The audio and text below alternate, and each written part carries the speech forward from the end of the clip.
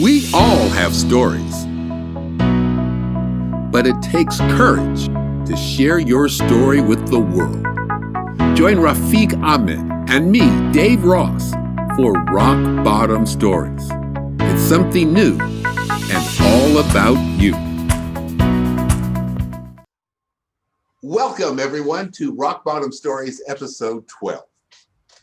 And we would like to apologize to all of you for taking a long break in between. Well, the break was a productive break because we've been working on doing a revamp of our Rock Bottom Stories look. So you're getting right now something which is a new and more improved version of the Rock Bottom Stories talk show. Right, Dave? Yes, we are always improving, we're always moving forward, but sometimes we hit a detour. But the detour will be a good trip for you because Rock Bottom Stories is back and better than ever. And here's the good news, Dave. Although we've been on a short break for the last 3 weeks or so, we did not lose followers. We actually gained followers, Dave. Is that a good thing? That's a great thing. Outstanding that we gained followers during this time. And I think it's because your messages, your Rock Bottom Stories can help and motivate and inspire anyone. Definitely it does, Dave. Can you tell us what would we feature in this episode as a rock bottom story? Well, this episode, we're going to meet a young lady who had to overcome a variety of things, and she has come through with flying colors.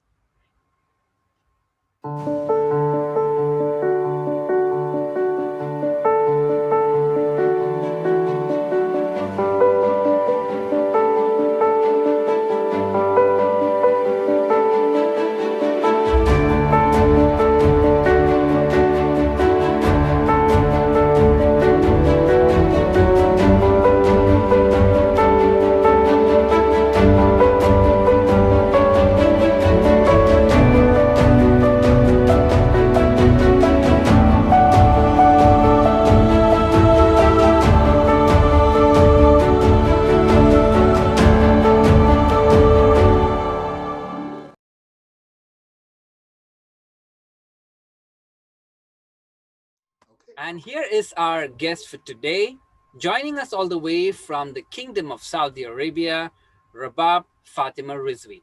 Thank you, Rubab, for being with us here today and showing the courage to share your rock bottom story. Thank you so much, Rafiq. It's such a delight and a pleasure to be here with you today. And Rabab, I also want to thank you so much for sharing your story with us. Thanks a lot, Dave. It's really humbling, very elating, and it's a privilege to be here and to be able to share my story with you all and with the viewers. Thank you so much. Rabab, could you tell us a little bit about your life right now? What are you doing? What is your life? Sure. Thank you so much for that question. So, since I was little, I've always liked to describe myself as an ordinary girl with extraordinary dreams and ambitions. So, I've always said that for me, even sky is not the limit. And I don't want to sound conceited, but everything that I have done in my life, I just try to do my best in that. So, whether it's academics or whether it's public speaking or it's at work, I always try to do my best because my motto has always been strive, believe, achieve. So I completed my graduation in finance from an American university here, and I was actually the top achiever in my class. So my GPA out of 4 was 3.97, and that was a very proud moment for me. And I subsequently took the Certified Management Accountant program, and the the noticeable thing about that was that I was the first person with a visual impairment to actually have taken the CMA and passed both the exams on the very first attempt. And I was also the top scorer across Saudi Arabia. And then I thought that with my outstanding academic track record, I'll be getting a job literally everywhere I apply. So I was a bit unfortunate in the sense that being a non-Saudi female, it was so difficult to find a job here because of the Saudization laws. So I thought I'll get a job at a top tier investment bank or like the bulge bracket or the big four, any of these prestigious companies. But at that instance, that couldn't happen. So I was fortunate enough to actually get a full-time internship at an e-commerce company and later at a training academy. And that was some experience that I had. And I also applied to university. So we'll talk a little bit more about that as we go into the conversation. And at present, I would say that I am a passionate public speaker, writer, and somebody who aspires to inspire the youth and to make a positive difference in the lives of young children. Great. Rubab, I just wanted to, at this point, remind our viewers about something because we haven't had chance to actually introduce you completely. So just to connect back the dots, Rubab is actually a sister of one of our other guests that was featured on episode number 2, which was Mr. Naki Rizvi. So looks like overachieving and being ambitious runs in the family, Rubab. I think it just comes kind of, from the backing of my parents because I've inculcated that in the sense, like as we dive more into the conversation, I'll tell you why that happened. But as you just mentioned, so my brother came on this show as well. And it is kind of surprising that out of the entire family that we have, near and distant. So both of us were the only ones who were chosen for a special test by God because, God tests those whom he thinks are capable of passing any kind of test or trials. So both of us were born with this eye condition called congenital glaucoma. Now, my brother lost his sight when he was 7, but it's very rare in my case that I have been able to sustain my sight even now. So, because of medications and eye drops, and because of obviously the regular checkup that I have from my doctor in Hyderabad, India. So, basically, my optic nerve is still functional, 5% of it is still functional. And my mother always wanted to put us in a regular school. So she kind of pioneered the concept of inclusive education. In the 90s, that was not very common. So she had this conviction that she would put both of us in a regular school. And since nursery until our graduation and even during our workplace, both of us excelled in the normal setting with the help of assistive technology. Wow. So the interesting thing is that your brother, when he was on the show, sang great praises of his sister, you. And so we are very honored that you would share with us your story as well. It must have been challenging, though, still, even though you had the support of your brother and your family, to go into a classroom, mainstreamed, as it's commonly called in America, with other students who were fully sighted. Could you tell us a little bit about that experience? So definitely, like there are implicit challenges. The thing with me was that, as I mentioned, because my eye condition was not so severe, so I was very independent in terms of my mobility, because my field of vision was very good at that time. So I was very independent. However, as I said, I use assistive technology. So for example, I used to use a telescope, a little device that I used to put on top of my glasses to read what was written on the blackboard or whiteboard. And I used to use really enlarged font. It was 36 font bold. That's really big. And the normal books were this small, for example. My books were like this big, really heavy and huge books, but this made me look more like a nerd. And then For example, I was very much into sports. So we used to play baseball a lot. So I loved batting. So when I would hold the bat, the teacher or the pitcher, for example, the PT teacher, whenever he would throw the ball, he would say, hit. So I would just hit, and most of the times my shot was very accurate. So I would always end up making a home run.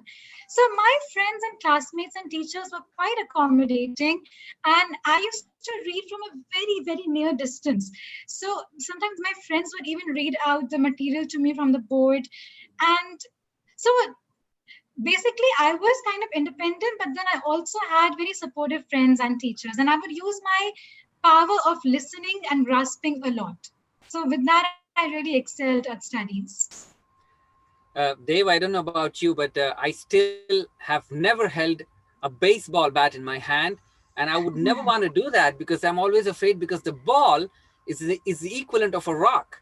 So I don't know how people can face that, because if I miss, it's going to come hit right at me. So I really can't do that, Rubab. So I really have to acknowledge this fact that you are able to do that, even considering the fact that you are not actually having the full capacity to do it.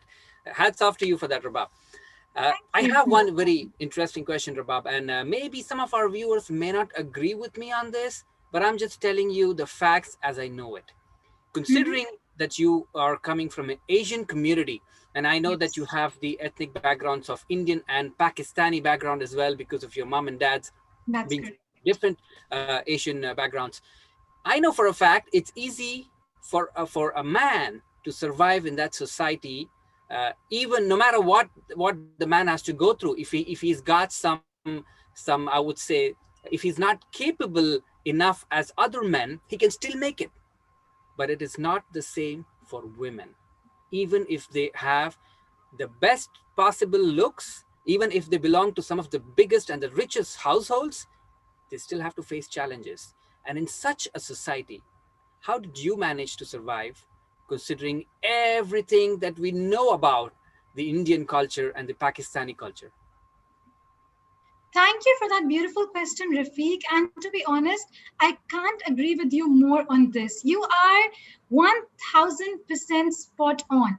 Yes, the Indian and the Pakistani mentality is such that a girl has to be completely adorned and perfect. Like, especially even for a girl to get married, like a girl is really judged on the basis of her complexion, her looks, and her so-called external abilities. That is so true. But again, and yes, there have been times when I have felt extremely depressed because of the remarks of a few people. Like, people always, some, not all, but maybe 0.5% people who are not that educated have told my parents, did you ever take her to a doctor? As if we don't know the doctors exist, or as if we haven't gone to one. And yeah, like, some people, they say, oh, poor girl, or like in the Arabic language they say miskina, in Urdu or Hindi they say bichari, in English they say like, oh, poor girl. So these sort of statements really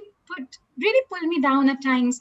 And at times I've had very low moments. At times I felt like crying. At times I've even felt like, why did God just choose me for this really challenging hardship? But then my mother has always told me one thing, that people will not look you just because of your eye problem or one little so-called limitation. They'll respect you for your personality, for your intellect. And that's why her focus has always been on education, because she said the minute you open your mouth, the minute you speak to people, that is what will impress them, and they will definitely go beyond your looks. For example, if we have a guest come over, my parents always encourage me to serve. They tell me, you do it, because obviously I'm familiar with my surroundings. So they ask me to serve water, they ask me to serve food, or as much as I can.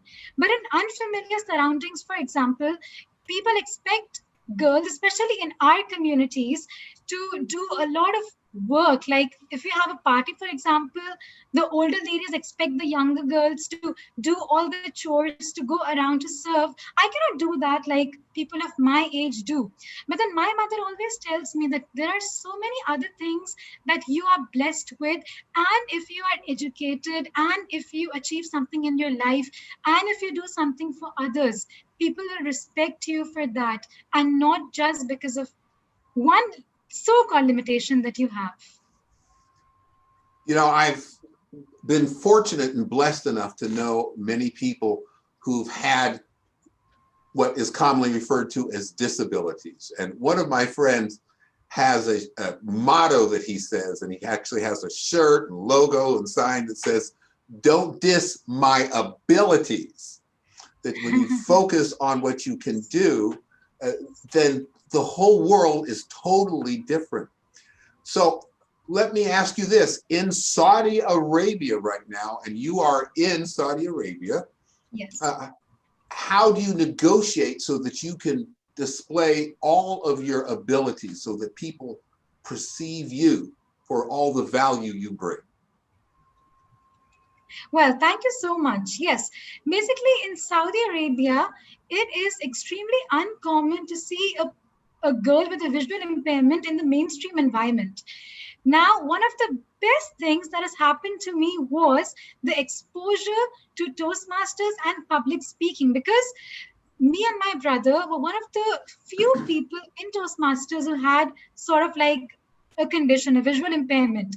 So whenever I go on this stage and I speak and I win accolades and I try to inspire people, that is one way by which I show people the power of words and positive attitude. So sometimes when I need to hold a person's hand to get on the stage or those sort of things, sometimes I feel a little upset, but again, my parents always encourage me, and people are really appreciative of the fact that despite this limitation of mine, I'm still facing the public.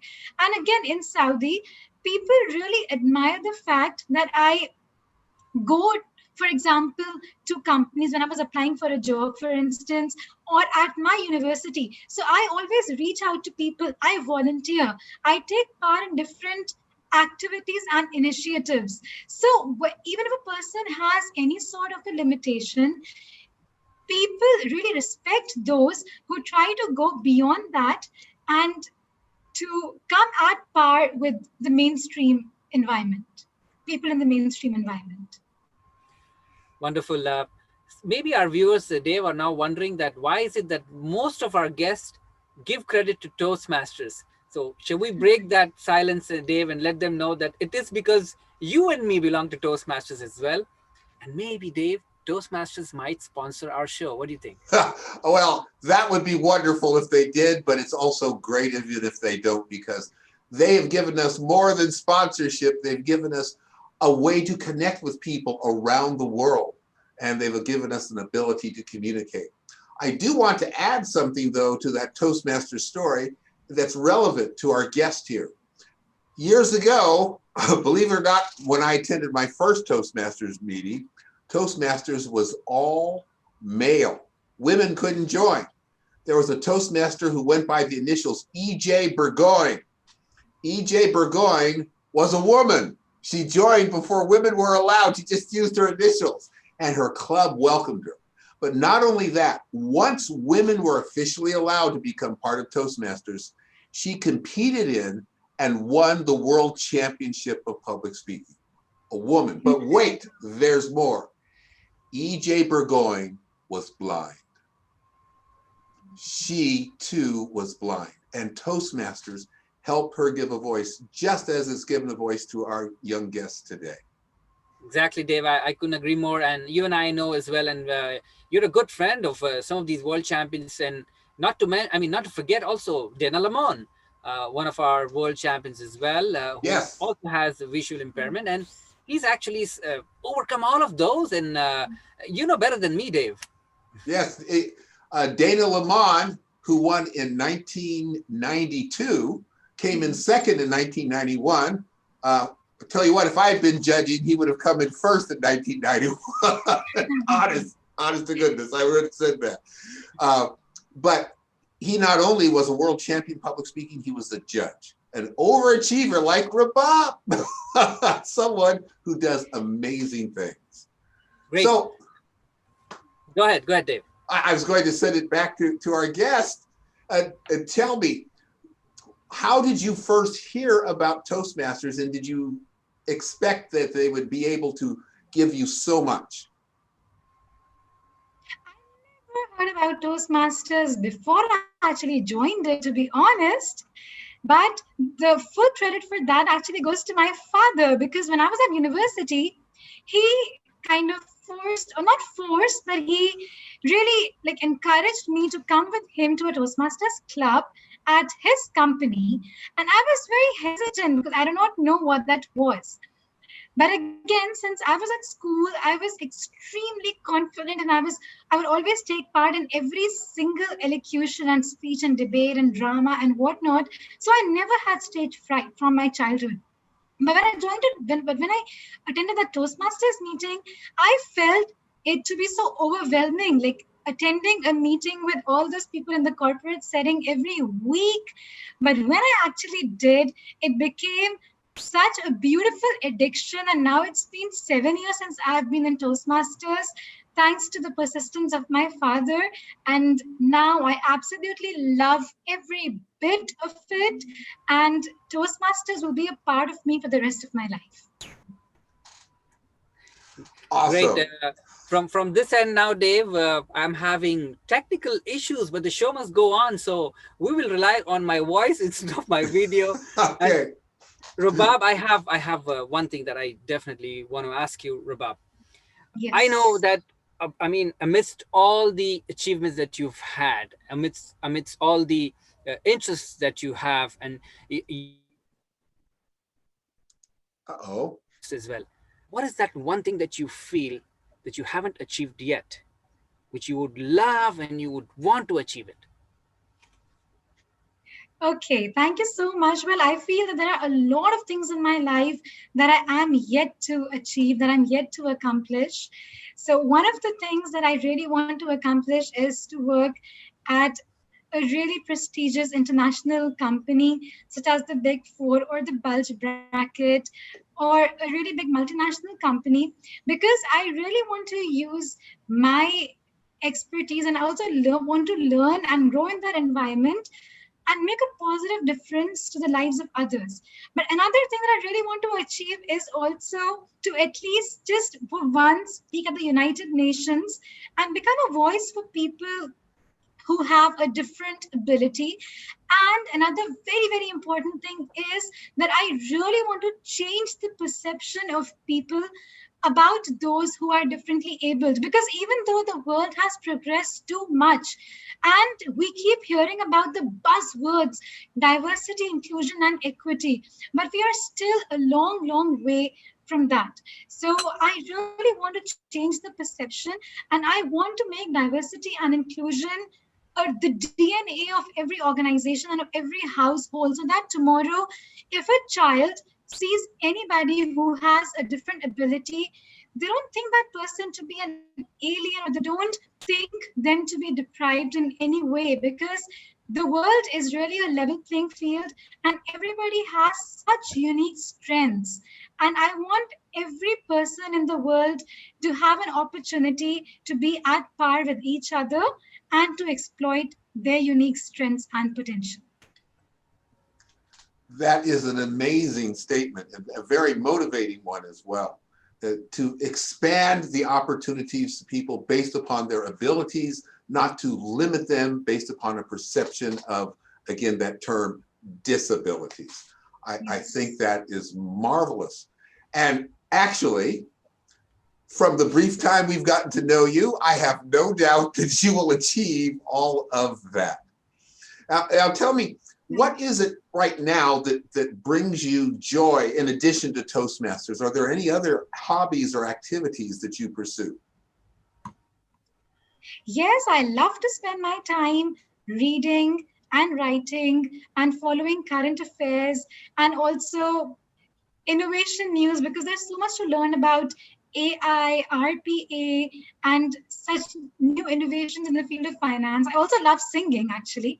So I am a part of a little community music club here. So I enjoy singing. I love watching television. I like watching reality shows. I love meeting my friends. And believe it or not, I am obsessed about cleaning. So cleaning my house gives me a lot of pleasure and joy as well. And of course, traveling the world, which unfortunately is now not happening, but I love virtual tours, traveling the world virtually. So I really enjoy all of that. Great. Rubab, now comes the part where I would want to hear from you and our viewers would want to hear.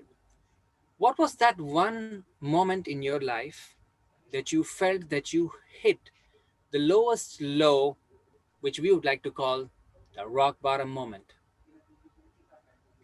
Yes. So, as I said, I was born with congenital glaucoma, a degenerative eye condition. And since I was born, I have been making regular visits to my eye doctor. Now, the thing is that I have been a medical patient in the sense that it's very difficult for people to sustain their eyesight if they have glaucoma because of the high intraocular pressure.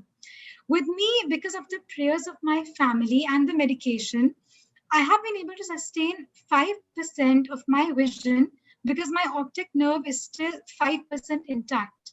However, in 2015, I remember it was the month of November, I developed a very, very severe eye infection. And because of that, I also developed some complications in my cornea, that's the surface of the eye, and I also developed cataract. So, in my condition, because the intraocular pressure already is so high, and on top of that, if you have the cornea damaged along with cataract, it's like a lethal combination to damage the vision. And that's what happened in my case. So, my eyesight deteriorated to a considerable extent. And that was the first time that I actually had to use sighted assistance to navigate my way in unfamiliar surroundings. Now, people always tell me that if I want to be completely independent and if I am alone somewhere, I also need to use the white cane to walk. So, when I actually had to undergo the white cane training, that was one of the most challenging times for me. And although I'm still not perfect at that because I haven't really stayed alone until now, that was basically when my eyesight became much weaker and I had to rely a lot on assistive technology on my listening sense. That was a very difficult moment for me. Now I can still see, but it's not the same as before, and at times it has been very devastating. But I always believe in the saying that every day holds the possibility of a miracle. And I need to again go beyond this limitation that I have because losing sight is not the same as losing vision. So I still try to make the most of my remaining functional sight and try to use other senses of mine as well. And that has been one of the most difficult phases of my life. You're in Saudi Arabia right now, and your brother is in the UK. Your parents are in India. Is that correct? No, they're with me in Saudi. I live with them in Saudi. Oh, they're in Saudi with you. Okay, So we very three good. live together, yeah. So they still have to bear my tantrums. And your brother is free. So, well, but that is good because you have that support. Because my question was, so what support do you have when you're feeling those rock bottom moments? And I guess again, your parents, and is there other support that you have, external or internal, that keeps you going? I'm very fortunate. I have a very strong support system, both intrinsic and extrinsic. I have an unshakable faith in God. To be honest, sometimes I fight with God, but then God is my best friend. So you fight with those whom you love the most. So I fight with God, but then we reconcile immediately. So I have a very strong faith in God and I pray. And whenever I feel down, I pray, I meditate. and I know that everything will be fine sooner or later. I have the best support system in terms of my family.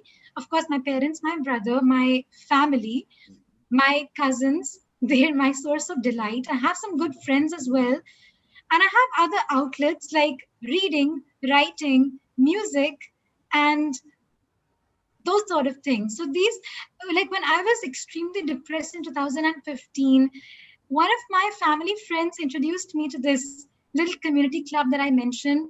That was a very good source of me to vent my emotions when I took the mic and I used to sing and all these sort of things. So yeah, I have a very strong support system that way.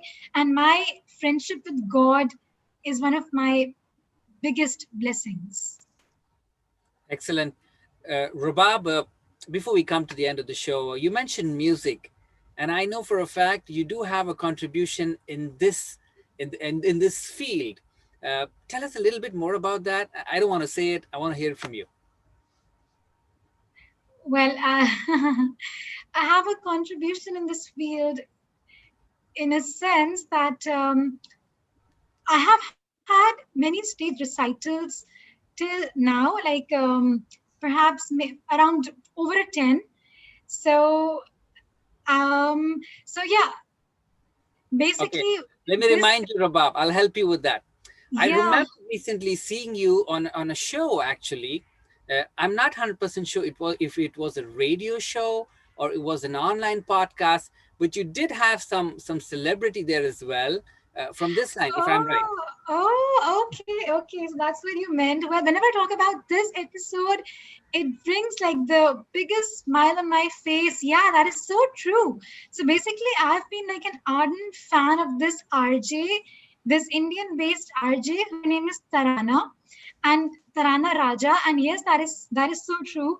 We had the first ever music Bollywood festival in Saudi, and one of this really famous Bollywood singers named Shan was performing. And I had the delight and the pleasure of going to that concert. And I recognized Tarana by her voice because she was comparing that night. And I had this biggest honor of actually meeting Tarana and speaking to her and also singing a few lines with Shan. So, yeah, that was one of the biggest milestones for me in my journey of singing. Wow, that is awesome. That is excellent. And so we have a celebrity, a baseball player, a writer, author, speaker, and singer on the show. Uh, we've hit the big time, Rafiq. We've got a real star. Yeah, exactly. And Dave, this is a part where you might want to introduce us to your cat because I've seen you busy with your cat while Bob was sharing her inspiration with us, Dave. I'm sorry, she doesn't want me to put her on the camera. She's on the cat protection plan. I don't know Oh, what I it could is. hear a few mews in the background. Yeah. I am so sorry. If I keep her out, it will be worse for me and us. Trust me. So she has to come in. I have to pet her head a little while to let her know that she's loved. And my apologies if you hurt her. But No, no, that was No, actually nice of you to share the stage with her, Dave. yes. well, maybe if I can get her to, but sometimes she's really, I don't know what it is. I pick her up to the camera, she squirms and jumps off. Cats are adorable. I think so too. I think so too. They're very good pets and very good company. Wonderful. Dave, don't you think it's going to be an amazing opportunity for us if we could actually have Rabab and Naki both in the same frame? We could work that out maybe because you know what? They are, I mean, how I would like to call it, our powerhouse of inspiration because you can ask for better inspirational support from anyone else than from Naki and Rabab. Don't you think so, Dave? I absolutely. I was thinking the same thing. I said we have to do another episode with both of them.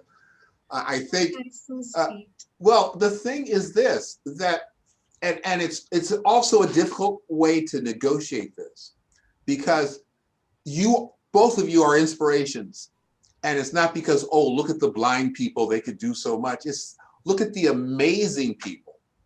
That's what it is. That's the inspiration. That's how you and your brother can touch the lives of someone who is sighted who maybe not have those physical challenges, but has other challenges.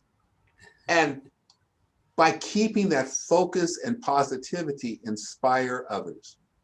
You've been a wonderful guest. This has been great. Exactly, exactly. And Dave, you know what? I am way too intrigued right now to know the support group that is behind such inspirational people like Naki, like Rabab, and I both of them mentioned about their parents. Now I am a bit curious, and not just curious. I'm interested to know if one of them could be our guest, Dave. What do you think? I think that would be wonderful.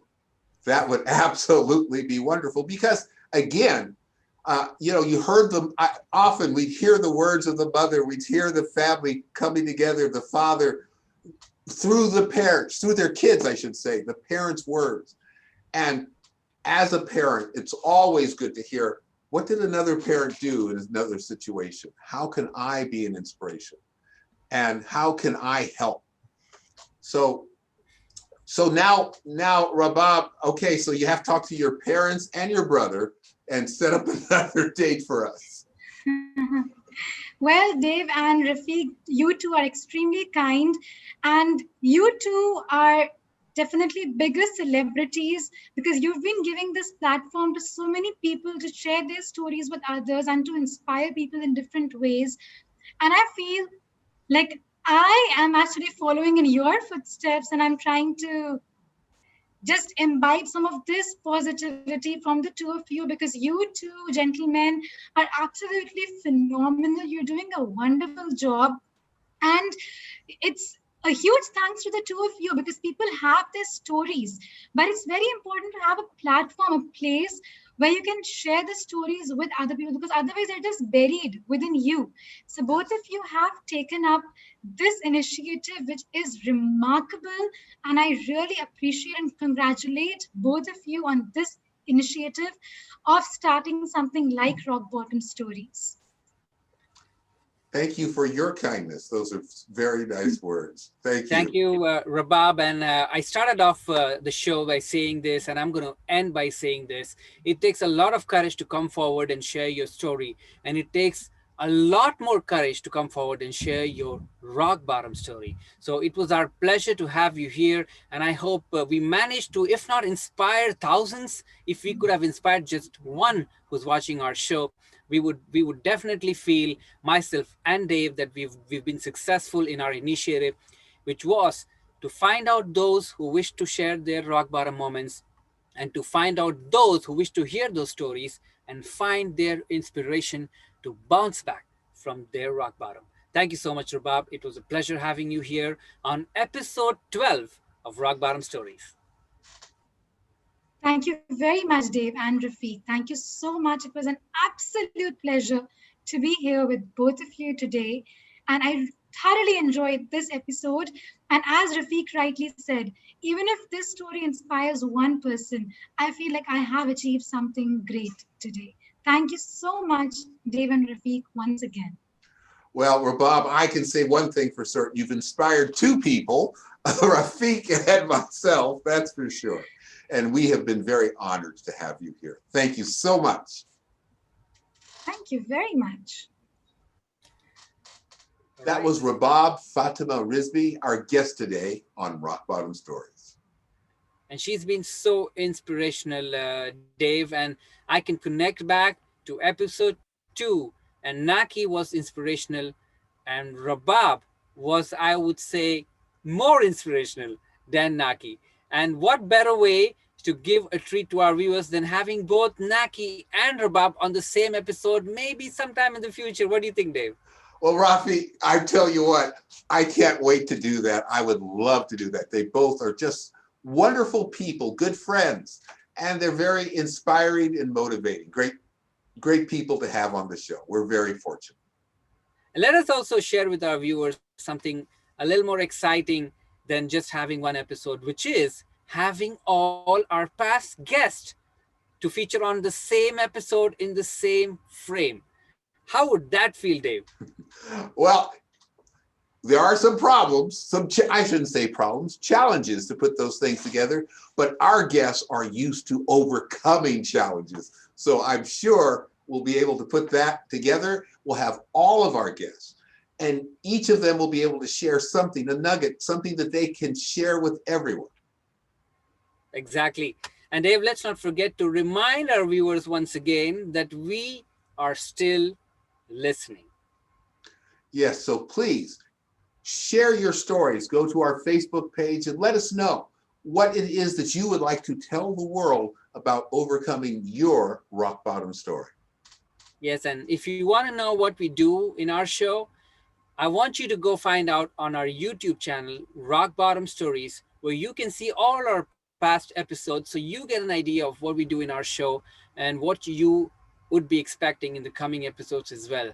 So if you have a story that you wish to share with us, all you have to do is reach out to us on our Facebook page and we will get back to you, and perhaps you could be our next guest on our next episode. Well, Rafiq has invited you, and I'm going to plead with you, please share these stories, because there's somebody who you will touch and give them a feeling of inspiration and hope that they wouldn't have otherwise. So remember to like us, share us, comment, and become part of the Rock Bottom Stories family. Thank you so much to all of you who are already part of the family, and we look forward to having more followers, more subscribers on our show. Thank you so much for tuning in for episode number 12 of Rock Bottom Stories, and we make you a promise which we will keep, Dave, correct? Yes. Which Everyone, is that we are listening and we want you to stay blessed. and stay inspired until we come back with our next episode. Goodbye. Bye now.